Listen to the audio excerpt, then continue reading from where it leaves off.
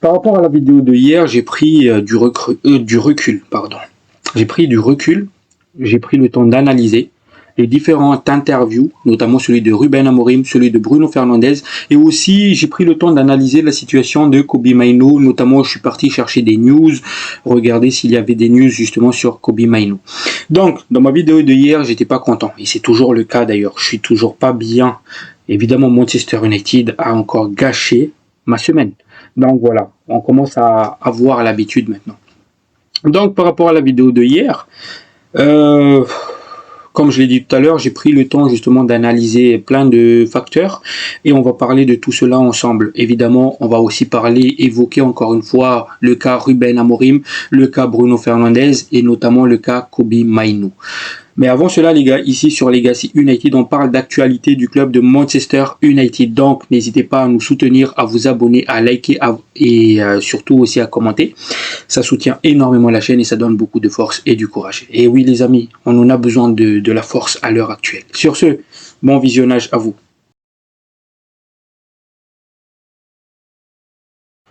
La famille, bonjour à vous, j'espère que tout va bien pour vous, pour ce qui est de ma part. Voilà, on va dire, ça va le faire. Donc, comme je l'ai dit tout à l'heure, Manchester United Fulham acte 2.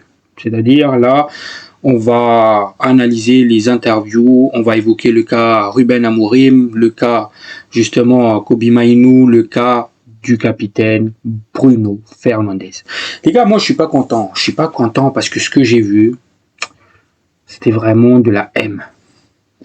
Mais en plus, quand j'ai analysé l'interview de Ruben Amorim, c'est encore de la haine. Il nous a raconté des conneries. Donc les gars, pour ceux qui ne sont pas au courant, plusieurs personnes ont critiqué Ruben Amorim, notamment sur ma chaîne. Et j'ai pris le temps justement de le défendre à chaque fois. Pourtant, c'était pas lui le coach que je voulais de base. Hein. C'était Xavi. C'était pas Ruben Amorim. Mais du moment que Manchester United lui a donné la clé, lui a fait confiance, j'ai regardé ce qu'il a fait avec le Sporting, je me suis dit, ok, c'est un bon coach. Maintenant, s'il arrive à reproduire ce qu'il avait fait au Sporting, à Manchester United va revenir au sommet. C'est ce que je me suis dit. Et c'est pour cela que j'ai donné ma confiance à Ruben Amorim et que je l'ai défendu encore et encore. Pendant justement les 6 derniers mois de la saison dernière et notamment pendant cette défaite face à Arsenal. Jusque-là, on est d'accord. Maintenant, les gars, Ruben Amorim, il a eu le temps de travailler avec son groupe. Il a eu le temps de s'adapter à la vie au championnat anglais. Il a eu le temps, il a eu les 6 mois de la saison dernière. C'est pour ça que je ne l'ai pas jugé sur les résultats de la saison dernière. Je ne l'ai pas jugé sur cela. Mais il a eu le temps. Il a eu le temps de faire connaissance de son groupe, des effectifs de Manchester United. Il a eu le temps de mettre en place ce qu'il voulait, mais il est buté. Il est buté. D'ailleurs, je l'ai souligné, s'il est buté par rapport à son style de jeu, son système, je vais le défendre. Parce que je ne veux pas d'un mec qui va s'adapter, comme ils ont fait les précédents coachs. C'est ce que j'ai toujours dit sur cette chaîne. Je vais le défendre tant qu'il n'est pas buté à ce point-là.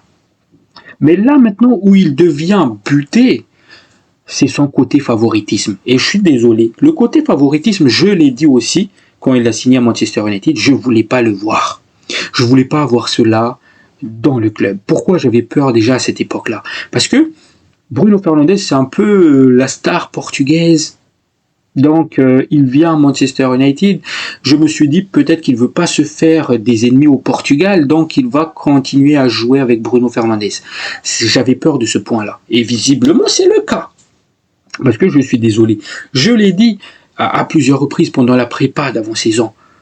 Bruno Fernandes ne doit pas jouer dans le double pivot. Il doit jouer en soutien d'attaquant ou en faux numéro 9. C'est ce que j'ai toujours répété sur cette chaîne. C'est toujours ce que j'ai répété sur cette chaîne. En tout cas, s'il veut jouer à Manchester United. Mais moi, j'étais pour le vendre dans un premier temps avant de proposer cette alternative. Et visiblement Ruben Amorim, il continue. Pourtant, tes milieux de terrain avec le Sporting, c'était pas des profils à la Bruno Fernandes. T'avais Hulsmond. C'est ça, Hulsmond. Là, tu avais le 6 avec une grosse volume de jeu qui est capable de faire du jeu. C'est pas du Ugarte, c'est pas du Casemiro. Déjà, il y a un niveau, il y a un monde qui sépare ces joueurs-là. Ou le monde à Ugarte ou Casemiro. Et d'un autre côté, tu as Bruno Fernandes. Et au Sporting, tu avais... comment il s'appelait le petit japonais là, il me semble. C'est pas le même style de Bruno Fernandes. Encore une fois, le milieu que tu avais en tant que numéro 8 au Sporting, il avait une grosse volume de jeu au milieu de terrain. Certes, il était un poil plus offensif, mais il avait une grosse volume de jeu. C'est pas le cas de Bruno Fernandes. Et tu continues à le faire. Pourtant, tu as l'homme idéal sur le banc. Kobbie Mainoo. Kobbie Mainoo. On t'a laissé le temps. Évidemment que cette saison, je vais commencer à te critiquer. Parce que tu as eu le temps. Les gars, pour ceux qui disent, oui, Legacy, t'es impatient, il y a cet homme. Thomas Frank, coach de Brentford la saison dernière. Il arrive à Tottenham. Pourtant, les gars, Tottenham, ils ont fait aussi une pire saison l'année dernière. On est tous d'accord. Ils ont fait une saison catastrophique la saison dernière. Là, je vais regarder les stats. La saison dernière, Tottenham, ils ont fini 17e et derrière Manchester United. Pourtant, là, ce début de saison qu'il est en train de réaliser Thomas Frank avec Tottenham, 2 matchs, 2 victoires. Et pas n'importe laquelle. Ok, Burnley, c'est l'équipe qui vient de monter, ils sont partis chercher le point, mais Manchester City, s'il vous plaît. Ils ont battu City. City à domicile. Il y a plusieurs points à souligner dans ce match-là, parce que évidemment, j'ai regardé le match. C'est que le style de jeu qu'il avait avec Brentford, il a réussi à imposer à Tottenham. Et Tottenham, cette saison, ils vont se battre pour le top 6. Je suis sûr et certain, ils vont se battre pour le top 6. Et t'as de l'autre côté Ruben Amorim, qui a eu 6 mois, allez, quasiment 8 mois. 8 mois. Qui continue à être buté. Comme je l'ai dit, les gars, qu'il soit buté par rapport à son système, je vais le défendre. Mais s'il est buté par rapport à un joueur, par rapport à son côté favoritisme, là, je ne suis pas content. Donc voilà le point actuel. Thomas Frank, il est en train de réaliser une grosse début de saison avec Tottenham. Pour ceux qui me disent que je suis impatient, pourtant lui il vient d'arriver. Il est arrivé il y a 1 mois à Tottenham. Pourtant son ADN, son empreinte, on est en train de le voir justement dans cette équipe de Tottenham. Avec des choix forts. L'année dernière, tu avais Dominique Solanke, titulaire en tant que numéro 9 avec Tottenham. Il arrive, non, pour moi ce sera Richarlison, le titulaire. Il a eu des choix forts. Pourtant, Dominique Solanke, il n'a pas fait des stats dégueulasses la saison dernière. N'empêche qu'il a décidé, toi j'en veux pas, Eriksen j'en veux pas, toi tu vas jouer. C'est des décisions fortes. Quelque chose que les coachs de Manchester United depuis n'arrivent pas à trancher. Que ce soit Erik ten Hag qui titularise Bruno Fernandes même s'il est mauvais, que ce soit Ruben Amorim. Et comme je l'ai dit hier, il nous parle de concurrence avec Mainoo. Que si Mainoo veut jouer dans cette équipe de Manchester United, il doit se battre pour son poste. Mais la concurrence, elle n'est pas saine. C'est ça que vous ne comprenez pas. La concurrence, elle n'est pas saine. Il y a favoritisme à Bruno Fernandes. Tout simplement, les gars. Juste pour vous dire pourquoi la concurrence, elle n'est pas saine et elle n'est pas équitable et qu'il y a un côté favoritisme. Dans son interview, Ruben Amorim, il nous dit quoi par rapport à Bruno Fernandes? Il a senti que ce penalty manqué était très important pour nous, c'est-à-dire en parlant de Bruno Fernandes. Il ajoute, j'ai senti pendant le match qu'il n'était pas très heureux, pas très impliqué, il a beaucoup de responsabilités. Il ajoute cela. Déjà les gars, je vais simplifier la chose. Il nous dit que il a senti justement, enfin Bruno Fernandes, il a senti que ce penalty-là était important pour nous, pour Manchester United. Et il ajoute, c'est-à-dire moi en tant que Ruben Amorim, j'ai senti que Bruno Fernandes, il n'était pas heureux lors de ce match et il n'était pas très impliqué. C'est ce qu'il nous dit. C'est ce qu'il nous dit, les gars. Au bout d'un moment, tu te fous de notre gueule, Ruben Amorim. Tu te fous de notre gueule. Du moment que tu as senti qu'il n'était pas heureux, qu'il n'était pas impliqué, il fallait le remplacer. Mais tu te fous de la gueule de qui? Tu te fous de la gueule de qui? Surtout, il nous dit là, les gars, il nous dit que il l'a senti, il savait. Il savait. Et pourtant, il n'a pas fait jouer Mainoo. Je suis désolé, ce côté favoritisme, si tu continues comme ça, je suis pas très loin d'être Amorim out, les gars. Je suis pas très loin d'être Amorim out. Et je me répète. Non, mais sérieusement, quoi. Vous voyez maintenant, quand je dis que la concurrence, elle n'est pas saine et elle n'est pas équitable, parce qu'il y a ce genre de réponse, en plus, qu'il confirme. Et c'est lui-même, c'est le coach lui-même qui dit cela. Je ne sais pas si vous vous rendez compte de la dinguerie. C'est ça qui m'énerve encore plus. Mainoo, il a fait une très bonne prépa. On a senti qu'il était en jambes, qu'il était prêt physiquement. Dans ton interview de base, tu disais que Mainoo, il n'a pas joué parce qu'il est en concurrence avec Bruno Fernandes. C'est ce qu'il nous disait, c'est ce que j'ai précisé dans ma vidéo de hier. Je ne vais plus revenir dessus. Ok, donc Mainoo est le remplaçant de Bruno Fernandes.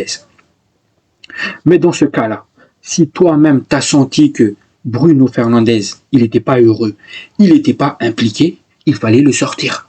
Il fallait le sortir.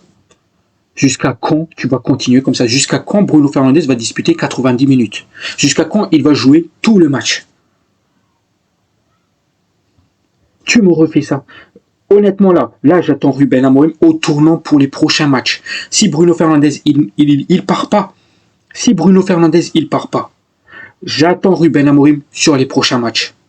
Et s'il continue, les gars, je suis désolé, je l'ai défendu, les gars. Je l'ai défendu, ce coach. Mais je suis désolé, je serai Ruben Amorim out. Si jamais il continue à insister sur ses idées de M. Parce qu'au bout d'un moment, les gars, Manchester United passe avant tout pour moi. Et même, il y avait un mec parmi le fanbase qui était justement, qui défendait Bruno Fernandes il n'y a pas très longtemps. Il y a quoi? Il y a à peine un mois, quand je critiquais beaucoup Bruno Fernandes dans mes vidéos. Il a défendu Bruno Fernandes et là, il a ouvert les yeux. Il savait que pour Manchester United, il est temps de passer à autre chose. Il est temps de passer à autre chose. Et ça me fait plaisir. Ça me fait plaisir que des fans, ils ouvrent les yeux par rapport à cela. Parce que si Bruno Fernandes, il va jouer au milieu de terrain, il va jouer contre nous, les gars. Il va jouer contre nous. Bruno Fernandes, soit tu le joues plus haut, soit tu le vends. Et j'espère que cette rumeur par rapport à Al-Ittihad soit vraie. J'espère, j'attends toujours qu'un gros média le parle de cela, du style Fabrizio Romano, du style Di Marzio, du style... bref, vous l'aurez compris, j'attends juste la confirmation. Mais j'espère que ça soit vrai. Parce qu'au bout d'un moment, il faut aussi qu'on parle de la direction. Au bout d'un moment, est-ce que vous êtes aveugle à la direction de Manchester United? Vous voyez que votre coach, il continue à faire confiance à un joueur qui est en train de détruire Manchester United, qui n'apporte rien. Et vous décidez de le faire confiance, de l'écouter. Je ne dis pas de le virer, hein.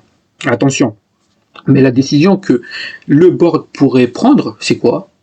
Même si Ruben Amorim veut garder Bruno Fernandes, c'est pas toi qui décides. Bruno Fernandes, en le vend. On va t'amener quelqu'un d'autre. Parce que si ça se trouve, comme je l'ai dit tout à l'heure, Ruben Amorim, au fond de lui, peut-être qu'il se dit qu'il ne veut pas de Bruno Fernandes. Mais il ne veut pas non plus devenir l'ennemi du Portugal. Peut-être que c'est ce qu'il est en train de se dire dans sa tête. Donc si j'étais la direction de Manchester United, j'écouterais pas Ruben Amorim par rapport au cas justement de Bruno Fernandes. Je le vendrais. Sans l'accord de Ruben Amorim, je le vendrais. C'est un mal pour un bien, les gars. Parce que faire autant confiance à un joueur qui n'apporte rien, je suis désolé.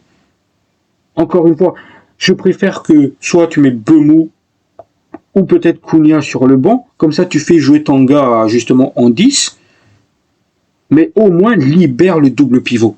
C'est tout ce que je demande, libère le double pivot. Je veux pas voir un Bruno Fernandes là-dedans. Tu te fous de la gueule de qui? Tu fais sortir un Casemiro, tu remets Mount dans le double pivot avec Bruno Fernandes. Après, tu fais sortir Mount, tu fais rentrer l'horrible Ugarte. Et t'as un gamin, un très très bon gamin, un talent générationnel qui est là en train de regarder sur le banc. Il a même pas eu, les gars, il a même pas eu 1 minute depuis le début de la saison. Quand on s'appelle Mainou, c'est pas possible.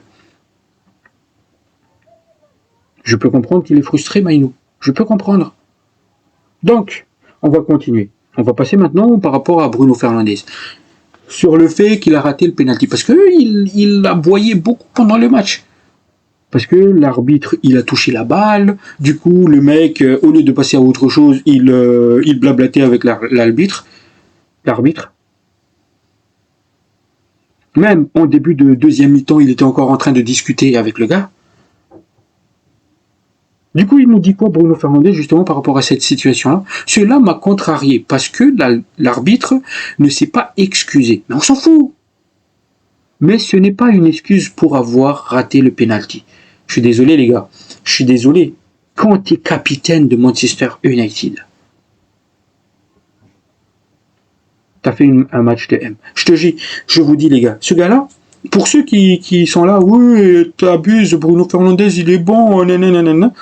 Les gars, soit on voit pas les mêmes matchs, parce qu'au bout d'un moment, on a vu ce qu'il a fait sur le terrain. On a vu ce qu'il a fait Bruno Fernandes sur le terrain hier. Et comme je l'ai dit, il y a même un gars qui a défendu justement Bruno Fernandes il y a 1 mois, parmi le fanbase. Finalement, il a vu pourquoi je critiquais tout le temps Bruno Fernandes. Et ça me fait plaisir. Par contre, un autre gars qui vient me dire « Non, t'abuses, Bruno Fernandes, il est bon », sachant qu'il a vu le match de hier. Non, les gars. Soit on n'a pas vu le même match, soit il faut se poser des questions. Un capitaine de Manchester United, contrarié parce que l'arbitre a touché sa balle. Non, mais sérieusement, dans quel monde on est? On voyait un Bruno Fernandes qui n'avait pas envie, les gars. Je l'ai dit hier, il n'avait pas envie de jouer. Maintenant, voilà, les gars, vous êtes tous prévenus. Moi, Bruno Fernandes, j'en peux plus. Donc, voilà. Sur Legacy United, ça sera une chaîne anti-Bruno Fernandes. Voilà. Donc, il y a une situation aussi qui m'énerve. Cet homme-là, Kobbie Mainoo, un talent. Il s'est affûté physiquement. Il s'est remis au niveau. Pourtant, 0 minute en ce début de saison. Pourtant, la trêve, il était bon. Pendant la prépa d'avant-saison, il était bon. On a vu un bon Mainoo. Pourtant, 0 minute. Et là, je vois justement 2 gros journalistes, ok, c'est pas Fabrizio Romano, etc., qui est en train de dire que Mainoo, il n'est pas content et qu'il veut partir justement si la situation ne s'arrange pas. Les gars, quand je vois ça, je me dis c'est la plus grosse connerie que j'ai jamais entendue. Dans quel monde Manchester United doit se débarrasser de Mainoo, sachant qu'on a encore Bruno Fernandes, qu'on a encore Casemiro, qu'on a encore l'horrible Ugarte. Je préfère entendre des rumeurs, oui, Bruno Fernandes il va partir, Casemiro il va partir, Ugarte va partir. Mais le seul milieu qui est potable actuellement à Manchester United, c'est lui qui est sur le départ. J'espère que c'est faux. Hein. J'espère que c'est faux. On est en train de faire la plus grosse connerie. Ruben Amorim, t'as du sang sur les mains. Ça, je l'ai déjà dit hier, les gars. Ruben Amorim, il a du sang sur les mains. Donc j'espère que le cas Mainoo, ça va vite être réglé. J'espère vraiment qu'il va rester. J'espère vraiment qu'il va avoir sa chance. Et s'il est bon, s'il est meilleur que Bruno Fernandes, il doit être titulaire indiscutable. Il doit être titulaire jusqu'à ce qu'il fasse une connerie. On le met sur le banc pour qu'il réfléchisse. Et voilà. Mais au moins, il doit être titulaire. Il doit être récompensé s'il fait une bonne performance. La concurrence, elle doit être saine et équitable. C'est pas le cas avec Ruben Amorim. C'est pas le cas. C'est pour ça, les gars, que je souhaite le départ de Bruno Fernandes. C'est pour cela. Parce que la concurrence, elle n'est pas saine. Il y a ce côté favoritisme. Et je suis désolé, c'est la vérité. Au jour d'aujourd'hui, il y a un côté favoritisme à Manchester United. Et ça, c'est quelque chose que je veux pas voir. C'est quelque chose que je veux pas voir. Et c'est ça, en fait, qui me fait douter, en fait, pour le cas Ruben Amorim. C'est pour cela que je suis en train de dire, s'il continue comme cela, les gars, c'est pas l'homme de la situation. Je le dis. Tottenham, encore une fois, je prends l'exemple de Tottenham, ils ont fait des solutions fortes. Mettre sur le banc Solanke, qui était plutôt bon la saison dernière, pour mettre titulaire Richarlison, qui était un peu en perdition. Et surtout, on voit un ADN de jeu. Jusqu'à quand on doit être patient avec Ruben Amorim avant de voir un semblant de football? On était déjà en train d'être heureux quand on a vu le match face à Arsenal. On espérait que ça va être ce genre de performance qu'on va voir cette saison. Rebelote, on retourne sur ce qu'on avait proposé, qu'on avait l'habitude de proposer la saison dernière. J'espère que la direction va faire les bons choix. C'est-à-dire amener un milieu de terrain parce que c'est primordial. Il faut vendre Bruno Fernandes. Récupérer 100 millions de livres sur Bruno Fernandes, aller le réinvestir sur Baleba. Les gars, tu m'amènes Baleba ou Wharton à côté Mainou, je te jure, on aurait un milieu de terrain de feu et on va gagner plein de matchs cette saison. On n'a pas besoin d'un milieu qui est capable de faire cette passe décisive, un mec qui va parler pour les stats comme Bruno Fernandes. On a juste besoin de deux combattants, des joueurs créatifs. On a Cunha, on a Zirkzee, on a Bemou, on a Amad Diallo, on a Mainou. Au bout d'un moment, il ne faut pas être dépendant d'un joueur, surtout d'un joueur qui est mauvais. Donc voilà. Donc les gars, je suis désolé si cette vidéo est un peu dure, mais il fallait que ça sorte parce que voilà, il fallait que je vous partage mon point de vue. J'ai vu vos commentaires hier soir. Hein. C'est pas que ouais, Legacy t'as pas sélectionné de commentaires, etc. J'ai vu tous vos commentaires. Et en fait, on est tous d'accord sur ce fait-là parce que j'en ai déjà discuté hier. Par rapport au cas de Ruben Amorim, par rapport au cas de Bruno Fernandes, on est tous d'accord avec cela. C'est pour cela que j'ai pas sélectionné de commentaires aujourd'hui. Donc voilà. J'espère que ça vous a plu les amis. Je pense que demain, on va un peu parler de Mercato parce que ça a commencé à avoir des rumeurs aujourd'hui. Donc je suis en train justement de chercher les rumeurs, de l'enregistrer et pour préparer la prochaine vidéo. Et surtout aussi j'attends un peu aussi demain si jamais la rumeur Bruno Fernandes en Arabie Saoudite ça se confirme. J'attends aussi que pour voir si la rumeur Mainou ça se confirme ou pas. J'attends tout cela avant de faire une vidéo news mercato et aussi j'ai même pas envie de faire le débrief du match face à Grimsby, ça sert à rien. C'est une équipe de D4 au bout d'un moment.